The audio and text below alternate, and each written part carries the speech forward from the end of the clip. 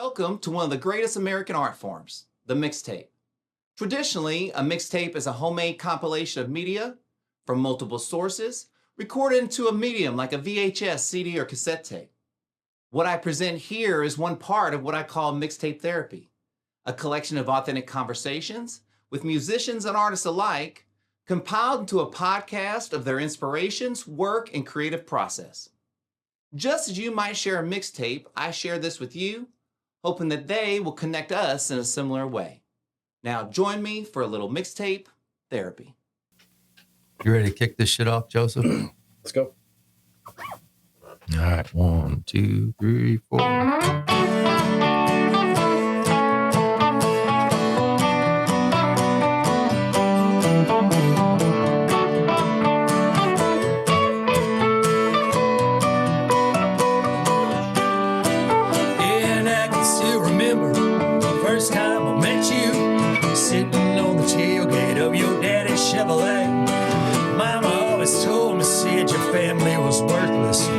I spent all my time trying to get that first kiss.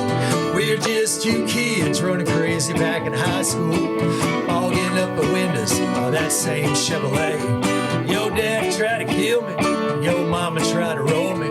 We're trying to run together beneath that Jackson County moon. Come on.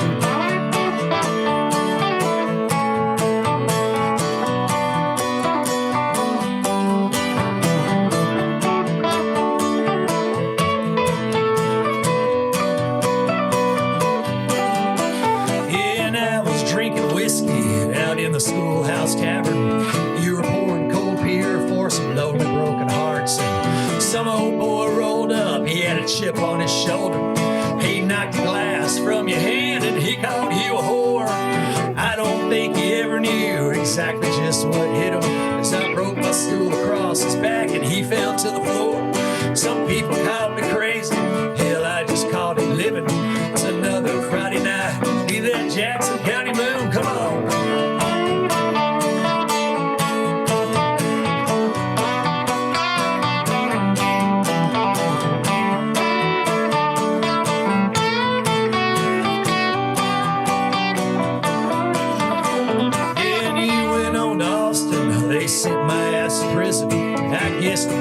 It's things that we just had to learn. I got tattoos on my knuckles with all my pain and struggle. There's gonna be a long time before they let my ass back home.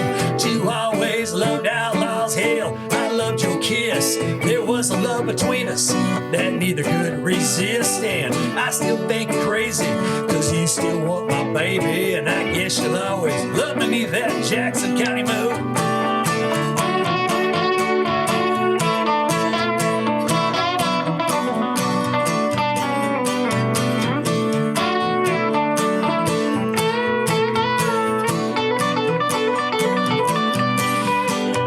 They can't understand this pain in our heart. Lord, it felt like a fire, tore us apart. But I found this retribution with this gun in my hand. Oh, and it'll take a bullet to make them understand how much we loved each other right until the very end. Even though our lives ran crazy beneath that Jackson County moon. Come on.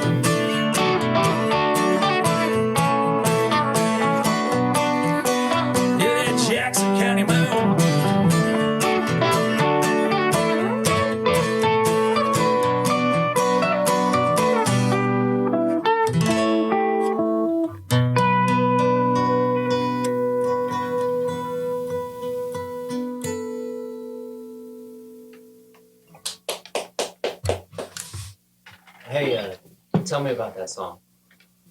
I don't know if I should mention names because. Well, yeah, don't incriminate anybody.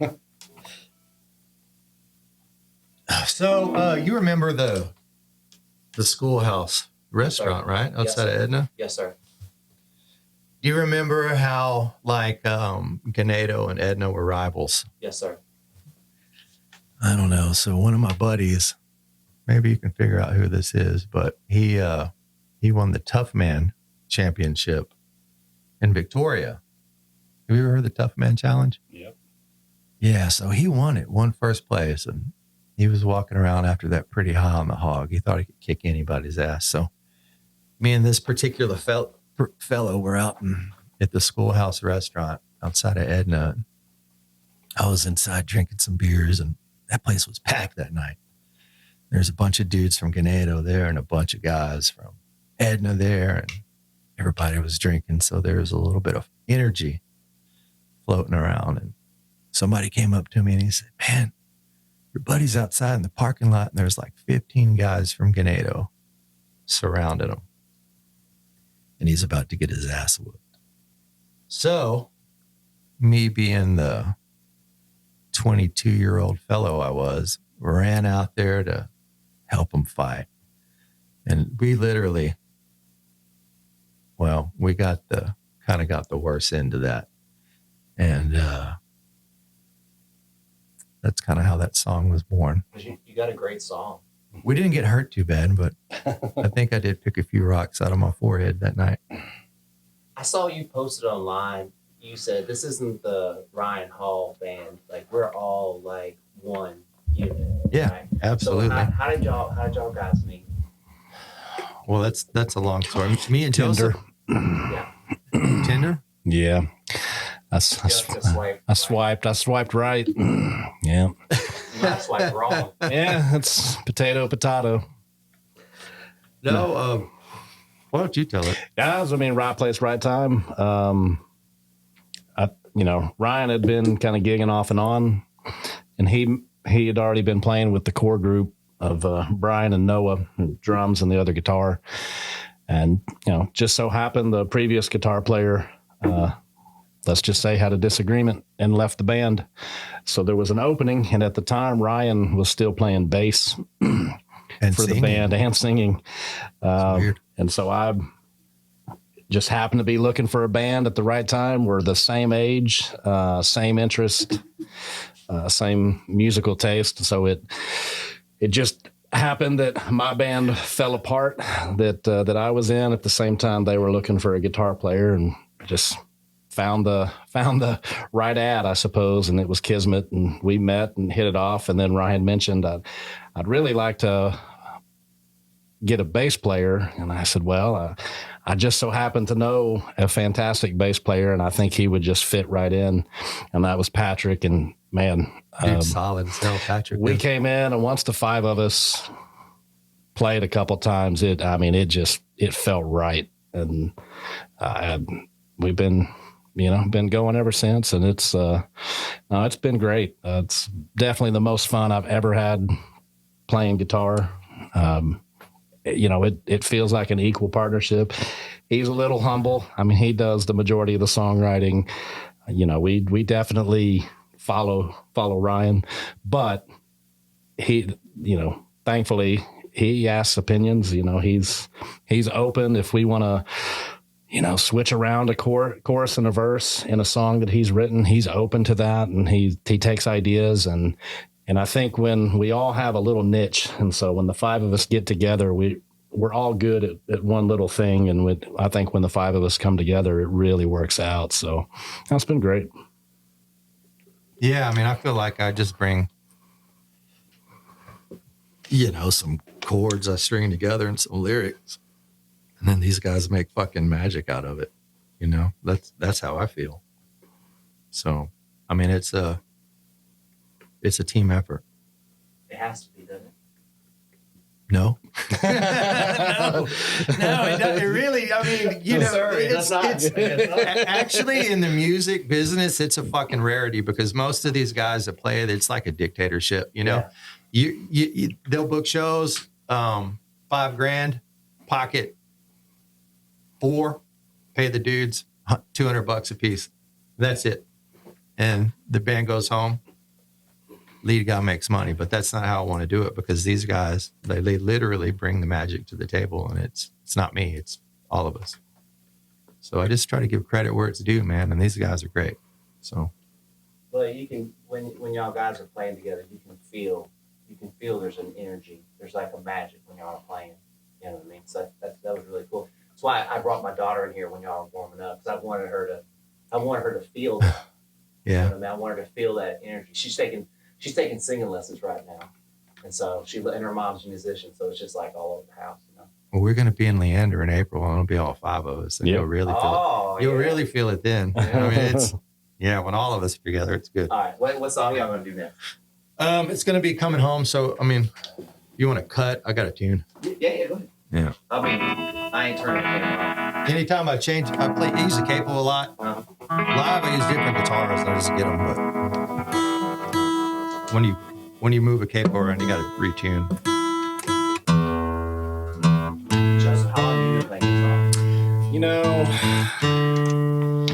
I started when I was in like the 5th grade, but it didn't take because I wanted to be Slash. Yeah. And when I had Zero Slash at that I time. had lessons that were teaching you, here's the C major scale and, just boring stuff. And it didn't take. So I couldn't ever get to the Slash because they were so focused on teaching you what they felt were the, Like, do one. so like you have to learn the, that kind of stuff. You'll never hear that in rock and roll, but Right. that is the basis of. You can't. Hey, can you do it cool? Can you do it? Do it a cool way. So you would do. It's the same. It's fewer notes. It's the same type of thing, but there's a huge difference when it comes to feel and the way they used to teach guitar, and I'm sure they still do. It's that boring. But it sounds like you could teach the same thing, right? I think so. I will say this. When you learn that scale, it's important because all music is built off of the C major scale. But it's a long way to get from that C major scale to, Slash. that crap. That's not the C major scale. That's something completely different. But I just didn't have the patience. And so I sold it for a basketball goal. And then when I turned 17, I decided I heard Oasis and I saw Noel Gallagher with a capo and he was just playing. And I thought, I can do that. And so I learned every Oasis song and then I just kept going. And from then I got back into it and then I kind of worked my way back to, some of the 80s stuff that I wanted to learn in the first place. But it really was when I saw Noel Gallagher play Wonderwall. When I saw that, I thought that I can learn that. And I taught myself that song in a day.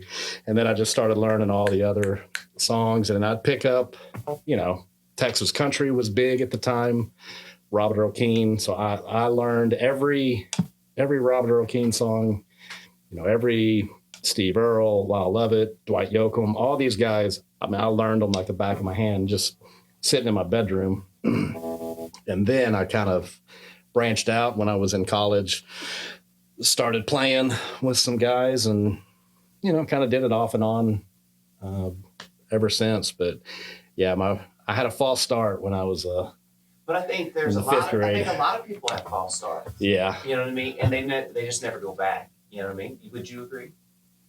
Ah, fuck, I've had a false life, man.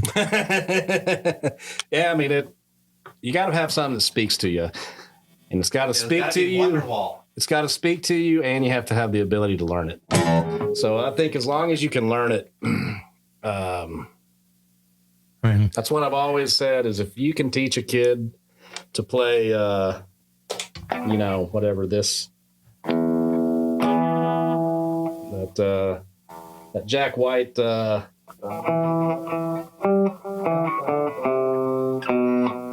once they learn that and they realize, wow, that's really easy. And you can play a song that's on the radio and you will see a kid's eyes light up because the band I was with previously before this one, they were all music instructors and you can see it. When they would, they would have me in there and going, hey, do that. And you teach a kid how to play that and you hear it, you go, my gosh, that's the hardest thing I've ever heard. And then when you show them, no, it's 2 notes. It's the easiest thing in the world. And when you show them how easy that is to play, they just speed it up.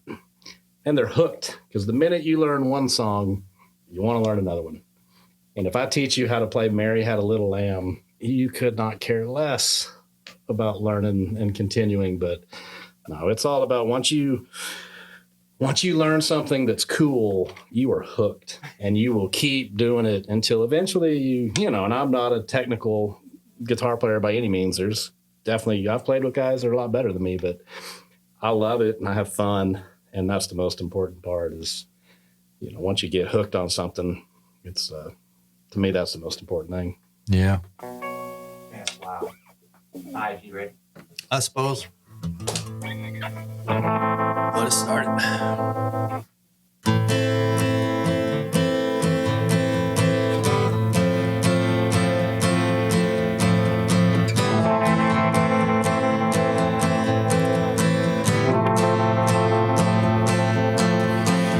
I'm standing in the desert, thumb in the wind, 110 degrees in the burning sand. Yeah, my mama won't forgive me. Daddy's always gone. I guess he never knew where he went wrong. And I got a sheath of leather that holds a cold steel blade, and I got a bit of whiskey help me find my way. And I ain't got no sorrows, I'm just a kid. Preacher won't forgive me for all the shit I did, and I ain't no baby anymore. A life busted knuckles, that's for sure. And I spend all my time trying to walk that line. I'm coming home. Come on.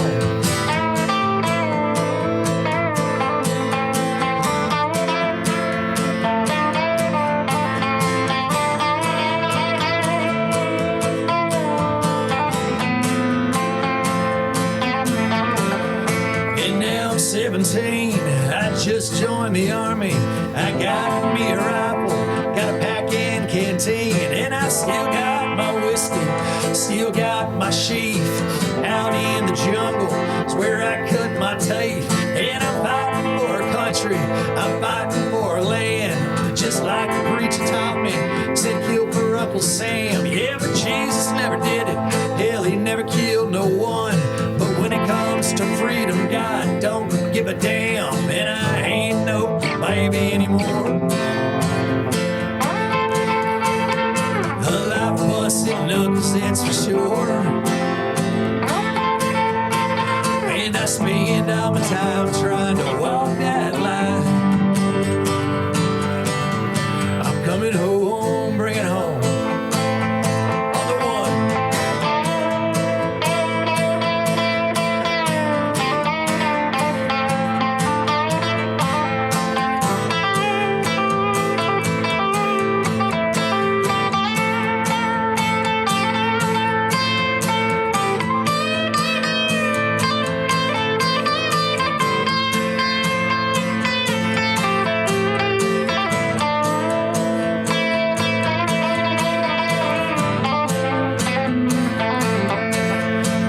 Yeah, now I'm almost 30, got a woman and a son.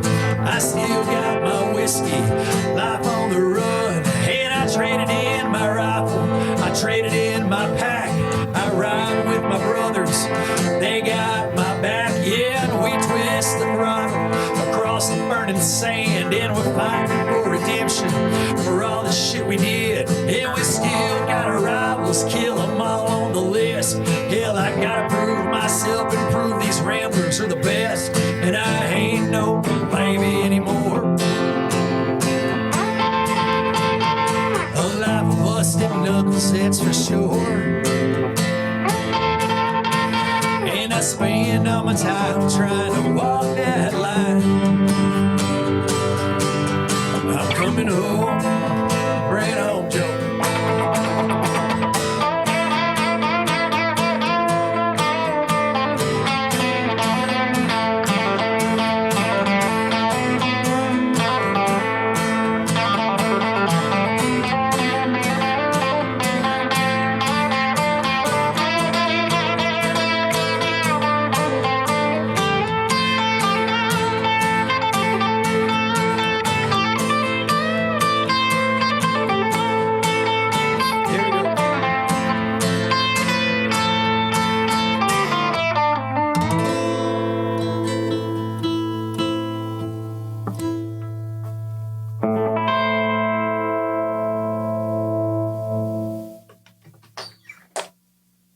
All right. So, did you write that song? Yeah. Okay. I wrote all these. Okay. When you write that song, do you just write your part that you're playing currently, or do you write all the parts? No, the only thing I write is yes and no. The only thing I write is the I call it the rhythmic sentence, the chord progression. I guess most of the rhythm, but it changes when the band gets there sometimes. And then I write the lyrics over it. And then you give him the freedom to kind of. Yeah, those are, yeah. So, like, I love what you did there, whereas, like, I don't know, it kind of felt like it was like a gun came in. Like, you know, that little short little, like, you just kind of like, you would. So, when you heard him play that, was there something about that you're like, oh, I hear this thing? How does that come about? Yeah, I mean, usually most of the stuff that when we're playing, there's a lot of back and forth between Noah and myself, the other guitar player. So Ryan kind of lays the track down, the railroad track, and then we come along and see where we can Spice it up. Yeah, kind of add some things. So there's usually a lot of back and forth between Noah and myself. You know, I'll take this, you take that. What do you think about here? You know, not everything sticks. You know, sometimes we try stuff and realize, well, that's not any good. The biggest thing I've found is I'm a big proponent of less is more. You know, That's the other thing I would say. I don't want to say you weren't doing a lot, but you were adding a lot in the right time, in the right space, and so then it felt like a lot. Is that fair? Yeah, so 20 years ago, I would play much more like Carlos Santana, where, you know, if you gave me the space. If there's a spot to put a guitar, I'm going to put a guitar.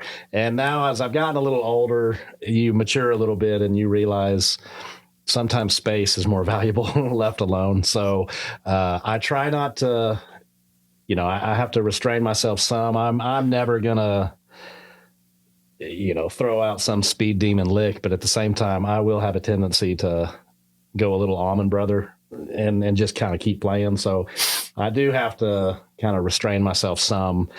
And, you know, there's a time and place for every little note. And yeah, well, I try not to overdo it as much as possible. I try to restrain myself, but yeah, you know, certain songs just call for a, you know, certain little fill that, you know, that kind of stuff works great. Does that stuff inspire you, Brian? Like when he comes to the table with something like this, does that change kind of the way you saw that song originally sometime? Yeah, man. Like I can come in there with an idea, you know, which is a chord progression, a little bit of rhythm, and the basic song and lyrics. But when these guys get done with it, the whole thing might change. You know, I mean, it's never the same. It's better. I mean, I don't know, like, you know, if I paint a fine line with a paintbrush, these guys come in behind it and make a beautiful picture out of it. I mean, I really don't think, I mean, yeah, I bring a lot to the table, I guess, but in the big scheme of things, it's not more than anybody else is doing, really. I just do my part. Yeah, I was going to say, like, if everyone's doing their part, then it works. Yeah. Right? So your part is that, his part is this. And if y'all are each doing y'all's part, then it works. If someone is not open to help of doing their part, like, you know what I mean? Like, or it feels like, hey, you're trying to do my part, then maybe there's some miscommunication, something like that. But everybody doing their part is what makes it work, right? Yeah. All right. Yeah, you got one more? Two more. How much more you got for me? Songs? Yeah. We go as many as you want. Shit, dude. Okay, well, hang on. If you're gonna tell me that, let me see where we're at. So I wrote this song a long time ago. It's about dying. What specifically made you want to write a song about dying? I don't even know. I don't even remember when the hell I wrote it, honestly. I don't. It's just, this is one of these ones, man. I just sat down with my guitar and it came out. How long have you been playing the guitar, Ryan? Probably since I was, I don't know. High school? Yeah, 16, 17. I mean, not that I remember much from high school, but I don't remember you being the guitar guy. Was it a soft launch back then, or were you pretty serious about it? I wasn't serious in high school, no. No, I started playing bass in like this metal band in Victoria.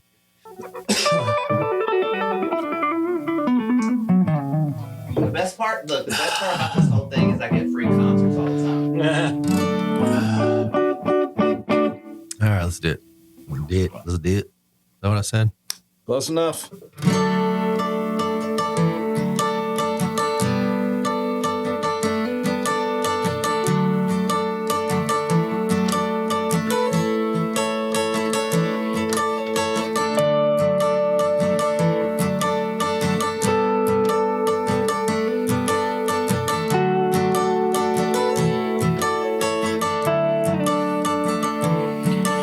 Sometimes I think this bottle is welded to my hand.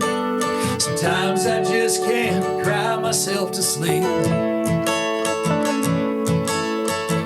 And I've been too damn proud to coming from the rain. Sometimes I can't believe I'm not insane. And sometimes all my sorrows are hard to understand. Tell me, why is it so damn hard to be a man? And I've got me a woman, she stole my heart away. She took it in and she molded it like clay. I never thought I'd do what I've done to her today. Jesus just can't wash my pain away. Sometimes all my sorrow is hard to understand. Tell me, why is it so damn hard to be a man? They sent me down from heaven, I'm trapped in flesh and bone. Sometimes I wish they'd haul my ass back home. But I came here by myself, and I know I'm gonna die alone. Is my body alive? I know my soul's gonna roam. Take us home, Joe.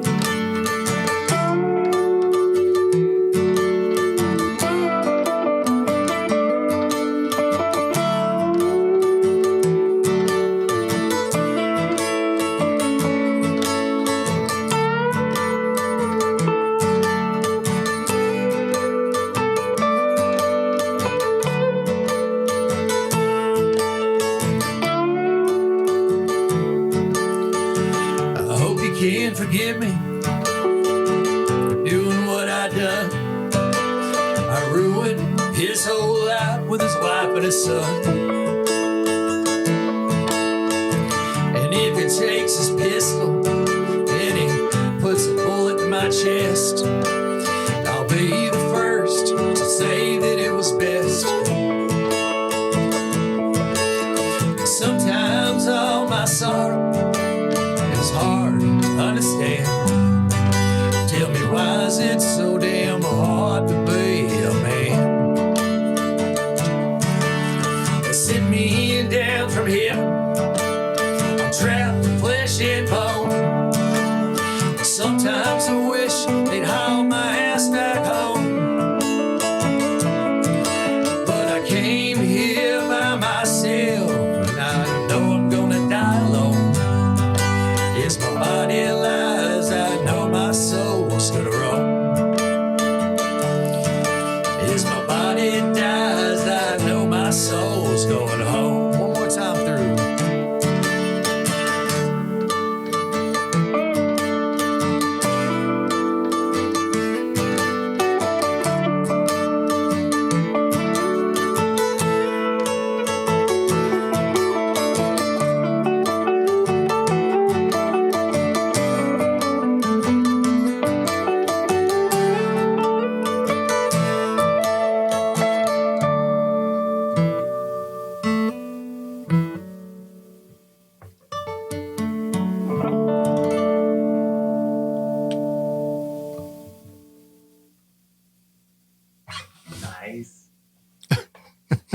Hey, how Wasn't sure how to end that.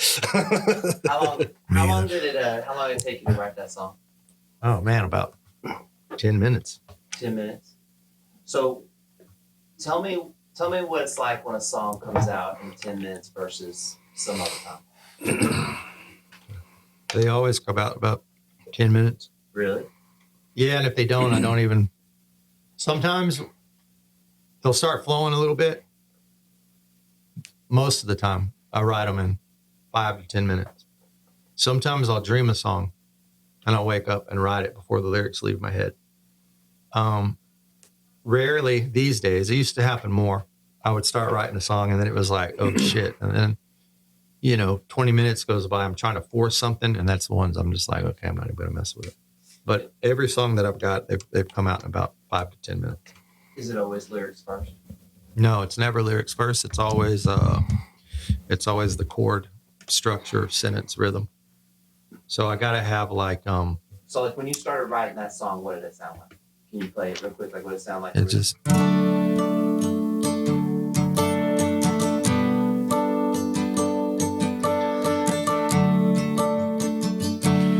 So if a rapper, you gotta give them a beat, right? So this is my beat. So you hear that in your head. I hear it, yeah. I just play it, and then the lyrics will start coming to me.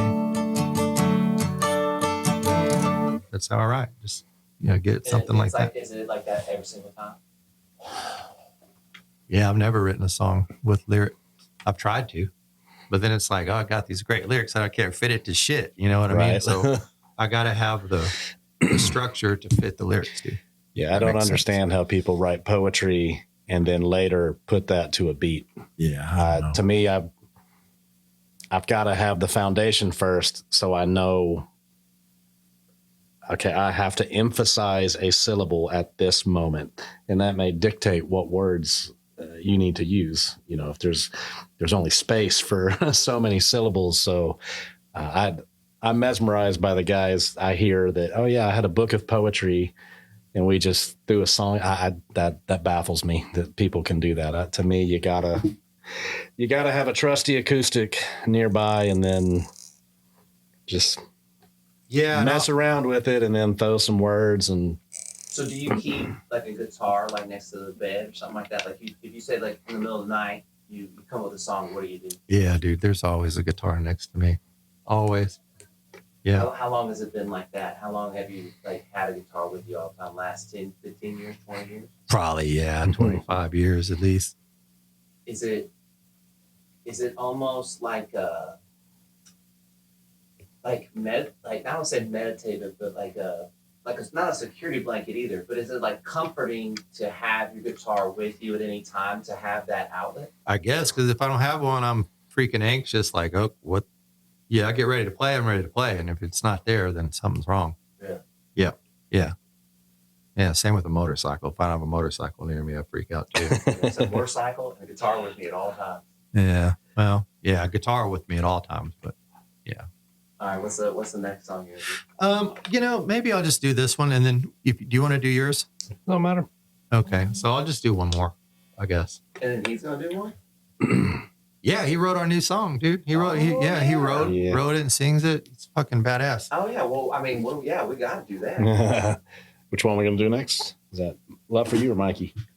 Let's do Mikey. Let me get the Snark 8. What's this song about? Dude, so you remember Tony Molina? Yes, I do. I'm friends with him on Facebook. Yeah, he's wild, ain't he? He's wild. Hey, Tony Molina, you're a wild guy. Tony, you're wild. You're a wild guy. I hope you watch this podcast, but he knows he inspired this tune. So Tony went. He was an Army Ranger. Wow. Yeah, dude, he jumped out of airplanes. I mean, he's into war. And I went to my buddy Renee. Remember Renee Zarati? Went to his wedding, and we were sitting at the table. It was like, I called it the OG table, man, because it was like me and Tony Molina, and Raymond Hernandez, and these are all the guys you graduated high school with. Yeah, Renee Zarati, and God, who else was there? Tubby, remember Tubby Boston? Yes. Lee Dale Billups was there. We were all just hanging out, dude. I call it the OG table, you know what I mean? Because it's like all of us older dudes. And then, you know, it's pretty much like older people than us, like Renee's parents' age, and then like everybody's kids, you know what I'm saying? So it was just us in the middle.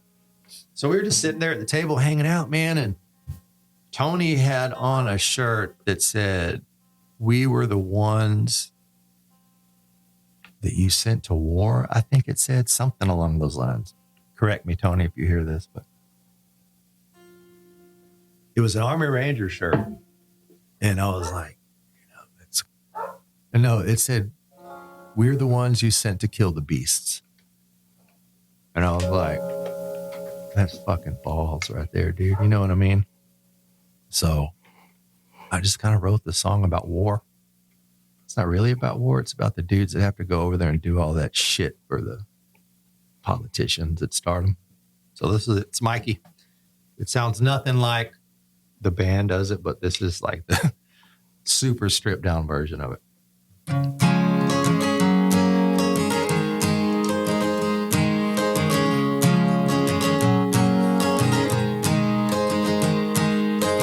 Mikey got called out to war.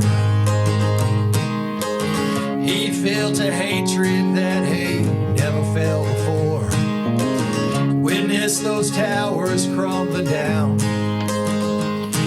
No way in hell could he ever mask his frown. We were the men that you sent to kill the beast. On the wings of steel dragons, Lord, we were flying east.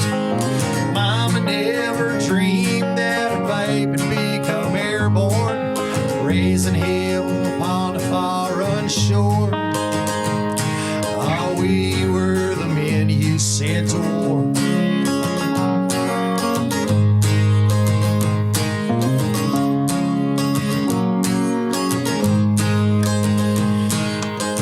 Mikey's got PTSD.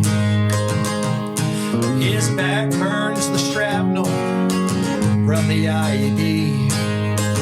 Can't imagine all the shit he's seen. That's why he drinks his shine, and he's so fucking mean.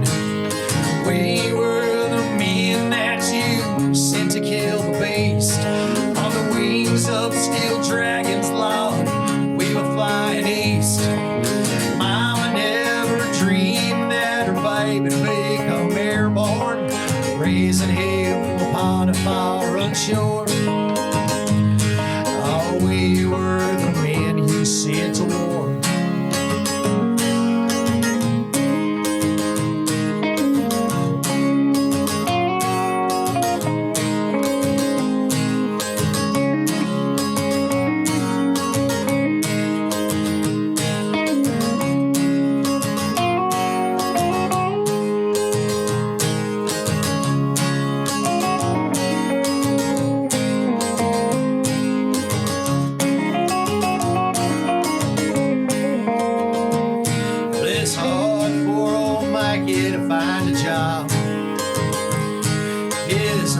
Been broken, that back's full of rods. He just kicks back there on his porch, watching folks take for granted all the freedom that he scored.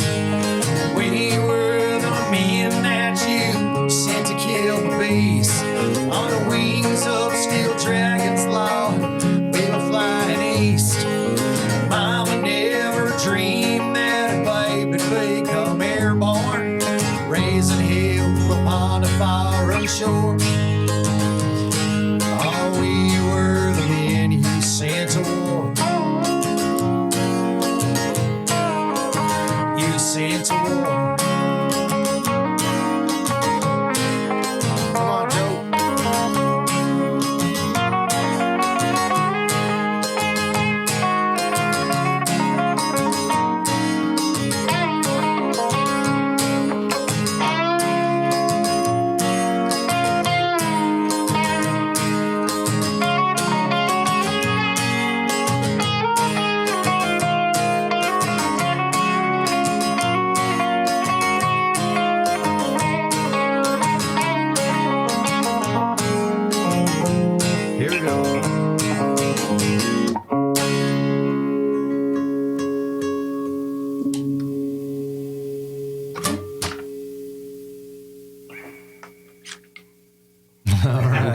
Hey, tell me really quick. Tell me about pull that mic back. Tell me about that guitar. Oh man, this thing's been with me for the long haul. It's pretty much what I wrote almost everything on. The last few songs I've written them on electric, which is a change because I've always written on acoustic. But this is a 1963 Gibson J45, and I've had it since I was about 23 years old. Does it just feel different than every other guitar? Because I don't know if that's a good question. Yeah, I mean it does. You know, it's old. It's opened up. I mean, if you look at the finish, it's cracked everywhere. I guess they call that patina or something. But yeah, I got a new one. I only play this I ride on this one, and I only play it like whenever I'm doing something where I don't have to plug it in. Then I'll pick this one. But I've got a probably 21 or 22 J45 that I usually take to shows and stuff. But yeah, I love this one. It's not going anywhere as long as I'm alive. Well, I just, me being a fan of music, I love instrument stories. You know what I mean? Like, my girlfriend has 3 pianos. You know what I'm saying? So it's just like, and each of them have a story and a name, and she feels a certain way about each one. She'll play them at different times, Yeah. Yeah.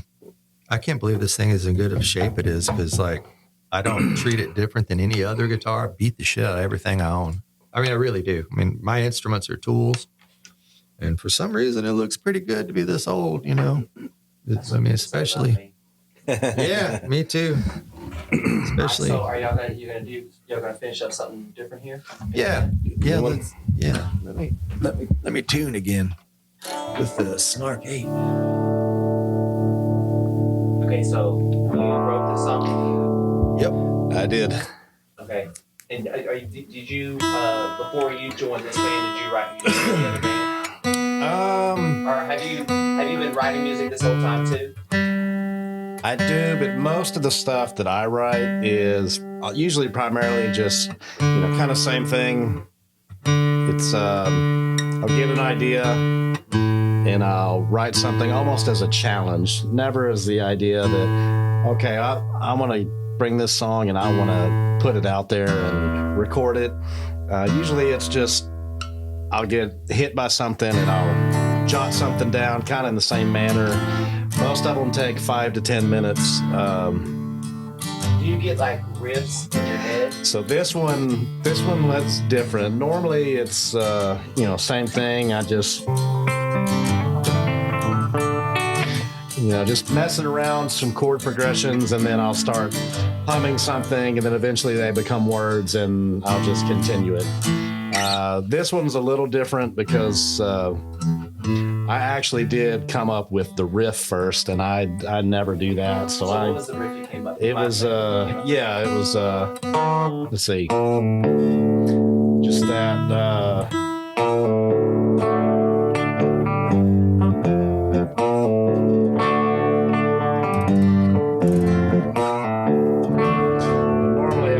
That was the initial thing. Yeah, I thought that sounded good.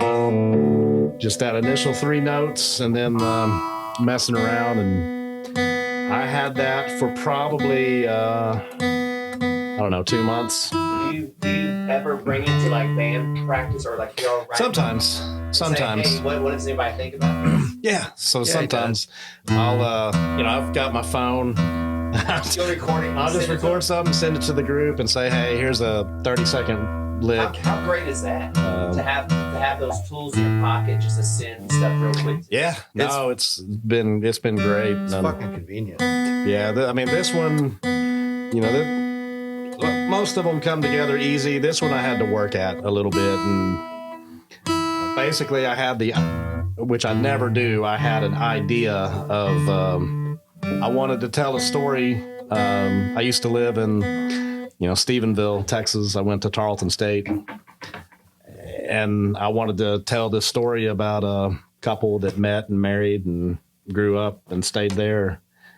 And then I threw in some little kind of Easter eggs of things that I did when I was in Stephenville 25 years ago, and just some little snippets there. But basically, yeah, it's the first time I've ever told something kind of from third person where it's a beginning, middle, and an end, this kind of progression. And originally, to show you how ostentatious my plan was, there's actually at least 3 other songs, hopefully 4, that are going to go along with this, that are generational, to where there's going to be grandparents, parents, this couple.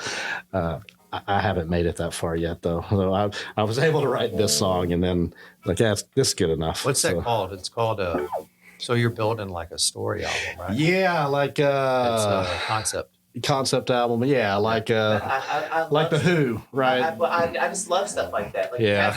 you have this medium, right? What's another way you could use it? You could use Right. it exactly like that, right? You know, Yeah, that's my thought. Is I can't write a book. You know, I don't have the patience to sit down and do something like that. I'm never going to make a movie or come up with a television show, but there's still a way to tell absolutely. a large story. And outside of just making a ridiculous 12-minute song, I thought, well, you know, I could kind of a concept album and so originally I've got bits and pieces of about 3 or 4 songs that, you know, hopefully one day we'll piece it all together. But I'm also lazy, so I kind of stopped after the one song. And I thought, this was pretty good. Let's just go with this for now. Hold up, right? Yeah.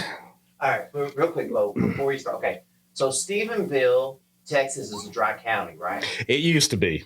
Okay. It's no longer, and that's why in the song there's this line about he sends his brother to Proctor. Yeah. Because when I was in Stephenville, that's what you used to have to do. You had to drive 21 miles to Proctor because that was the nearest place to buy beer. But now don't you have some kind of special license? Now you can actually, it's a wet county. So now you can actually, no, you used to have a membership. That's right. To all the, so there were only 4 bars, right? There were only, yeah. And I mean, one of them was literally in an apartment complex. That's crazy. And you had to be a member. And then one of them, the one that's in this song, at the it may have been an old Ramada Inn at the end of town, and there was the Cutting Horse Saloon, and that was that was the rough one. That's where we like to go, because you know all the college kids went to.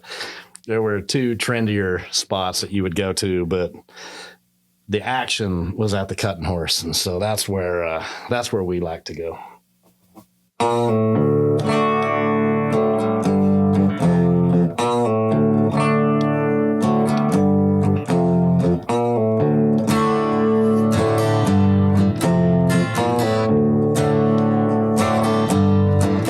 Stuck $1 in the jar as she pulled another JB Black, trying to sell her on the idea that he was something better than that. Always the same old story come closing time at the Motel Cutting Horse Saloon. But there was somebody's eyes made her hungry for the night, sneaked upstairs to his room.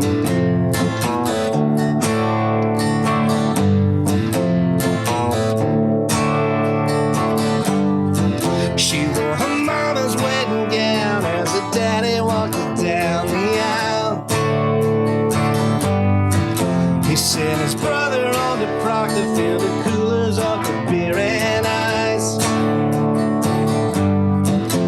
Now they're bringing up a kid with another on the way. He's taking second shifts at the plant, building fiberglass flooring, breathing in the fumes, earning every extra cent that he can.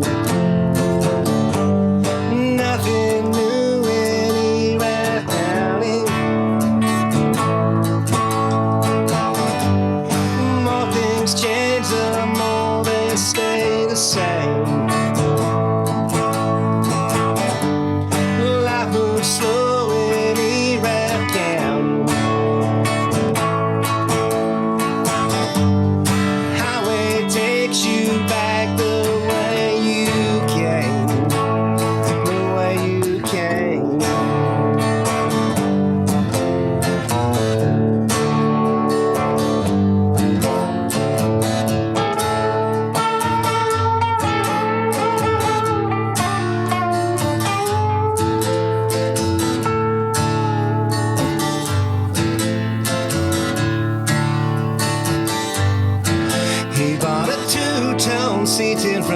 auction downtown reminded him of his old man. The air don't blow and the engine doesn't run, but it set him back 15 grand. They were saving up the money to buy themselves a home. Heard the Millers might parcel the farm. Now it's 8 years later in a single wide trailer with that truck on blocks in the yard. Nothing new in Erath County. The more things change, the more they stay the same. Life moves slow in Erath County. The highway takes you back the way you came. The way you came.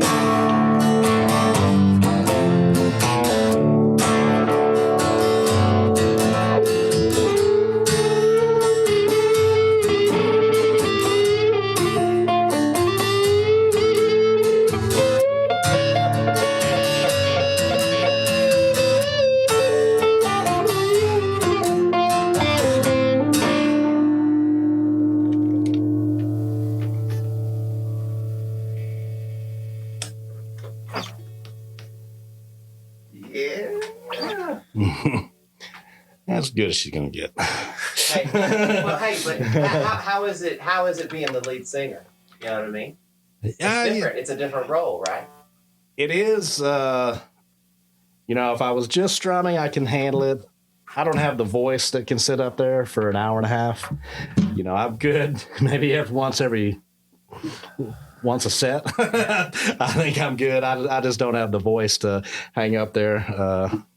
So yeah, I definitely appreciate what he does a lot more when I have to do one of these songs. So. Well, my girlfriend always says, it's different just playing an instrument and singing and playing an instrument. It's two different things. Yeah, for sure. And, you have to practice both of them, to be good at both of them. And your main role right now, at least, is, you're playing guitar. So when you got to jump up in there, it's different, Yeah, for sure. Yeah, it's just more to memorize. So. Yeah, gotta remember all that shit. This is what I was most impressed by. Like, you went through 3 or 4 different pedal changes during that whole song. You were the lead singer, pedal changes, and the whole thing. That was amazing. Yeah, it's a little easier to stand up. That wall is kind of hard to hit sitting down. He's doing that all with the boot on. Like, I would have taken that boot off and just use my foot. Yeah, I didn't really think that through when I added that. My pedal board consists of a tuner and a distortion pedal. That's it. But these guys got it covered.